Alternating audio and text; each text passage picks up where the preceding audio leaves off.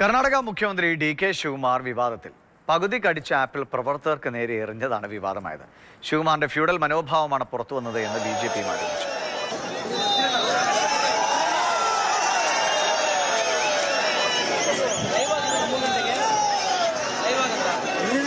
ശിവകുമാറിന്റെ feudal ചിന്താഗതിയാണ്, മനോഭാവമാണ് ഇതിന് പിന്നിലെന്നാണ് പ്രതിപക്ഷ വിമർശനം.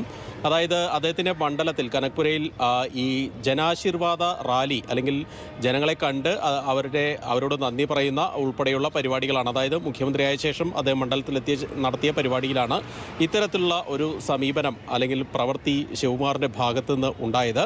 അതായത് 2 ആപ്പിളുകൾ അദ്ദേഹത്തിന് ആരോ കൊടുക്കുന്നുണ്ട്. ഈ ആപ്പിളുകളാണ് കടിച്ച ശേഷം ആദ്യം ഒരു ആപ്പിൾ കടിക്കുന്നു, അതിനുശേഷം അത് എടുത്ത് പ്രവർത്തകർക്കിടയിലേക്ക് എറിയുന്നു. അതുപോലെ രണ്ടാമത് വീണ്ടും ഒരു ആപ്പിൾ എടുത്ത് എറിയുന്നു.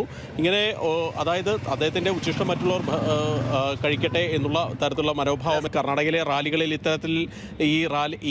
ഇത്തരത്തിൽ വലിയ ക്രെയിനുകൾ ഉപയോഗിച്ച് മാലകൾ ഇടുന്ന കാര്യങ്ങളൊക്കെ പതിവുണ്ട്. ചിലത് ഇതുപോലെ ഫലങ്ങൾ കൊണ്ടുള്ള മാലകളാകാം, ചിലത് പുഷ്പങ്ങൾ കൊണ്ടുള്ള മാലകളാകാം. അങ്ങനെ വലിയ ആർഭാടത്തിലാണ് പലപ്പോഴും സ്വീകരണ പരിപാടികൾ നടക്കാറുള്ളത്.